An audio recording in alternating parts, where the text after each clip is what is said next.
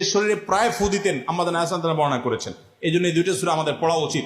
সেই সাথে নবী সাল্লাল্লাহু আলাইহি ওয়াসাল্লাম এক সাহাবীকে বলেছেন, তুমি কি জানো আজকে রাতে যে দুইটা সূরা আমার প্রতি নাজিল হয়েছে, যে আয়াতগুলো নাজিল হয়েছে, এইরকম আয়াত কোরআনে আরেকটা নাজিল হয় নাই।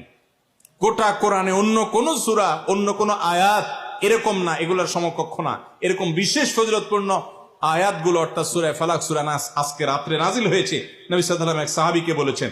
এবং নবী সাল্লাল্লাহু আলাইহি ওয়াসাল্লাম মাঝে মধ্যে এই সূরাগুলো দিয়ে ইমামতি করতেন, নামাজে পাঠ করতেন। আমাদের আয়েশা বলেছেন তিনি এগুলো পড়ে নিজের প্রতি নিজে ফু দিতেন, নিজেকে রক্ষা করার চেষ্টা করতেন।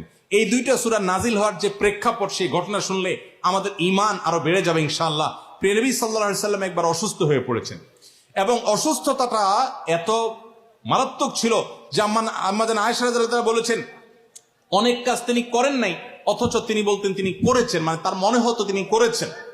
আবার অনেক কাজ তিনি করেছেন তিনি ভুলে যেতেন, মানে এরকম একটা অবস্থা তার তৈরি হয়েছে যে স্বাভাবিক না অস্বাভাবিক, আমাদের অনেকের হয়। তখন প্রিয় নবী সাল্লাল্লাহু আলাইহি ওয়াসাল্লাম বিভিন্ন তখনকার যে চিকিৎসক ছিল তাদের সহযোগিতা নিয়েছেন, বিভিন্ন ট্রিটমেন্ট করেছেন, কিন্তু কোনোভাবে কোনো কাজ হচ্ছিল না। আল্লাহ রাব্বুল আলামিন তার নবী সাল্লাল্লাহু আলাইহি ওয়াসাল্লামের চিকিৎসার জন্য দুইজন ফেরেশতা পাঠিয়েছেন।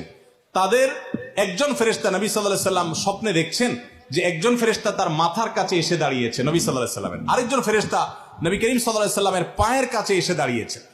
মাথার কাছে যে ফেরেশতা দাঁড়িয়েছেন ওই ফেরেশতা পায়ের কাছে থাকা ফেরেশতাকে জিজ্ঞাসা করছিলেন যে এই লোকটার কি হয়েছে, অর্থাৎ নবী সাল্লাল্লাহু আলাইহি ওয়াসাল্লামের কি হয়েছে। তখন পায়ের কাছে থাকা ফেরেশতা, খুব মনোযোগ সহকারে শুনেন, পায়ের কাছে যে ফেরেশতা দাঁড়ায় ছিলেন উনি বলতেছেন ওনাকে, অর্থাৎ আমাদের নবী সাল্লাল্লাহু আলাইহি ওয়াসাল্লামের কথা বলছেন, ওনাকে জাদু করেছে। পায়ের কাছে থাকা ফেরেশতা এটা বলার পর মাথার কাছে থাকা ফেরেশতা আবার জিজ্ঞাসা করলেন কে জাদু করেছে। পায়ের কাছে থাকা ফেরেশতা তার নামও বলেছে, লবিদ ইবনে আসম নামে এক ইহুদি, উপর দিয়া মুনাফিক মুসলমান সাজছে, আসলে সে ইহুদি, সে জাদু করছে নবী সাল্লাল্লাহু আলাইহি ওয়াসাল্লাম।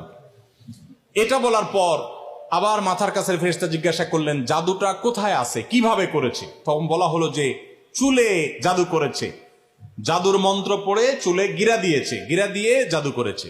এরপর আবার মাথার কাছে ফেরেশতা জিজ্ঞাসা করলেন জাদুটা কোথায়, জাদুর সেই সুতাটা, সেই ইয়েটা কোথায় রাখা আছে। তখন পায়ের কাছে থাকা ফেরেশতা, এগুলো আল্লাহর পক্ষ থেকে ওহী নিয়ে আসছে, ওনারা জানেন, আল্লাহ ওহীর মাধ্যমে তাদের জানিয়েছেন।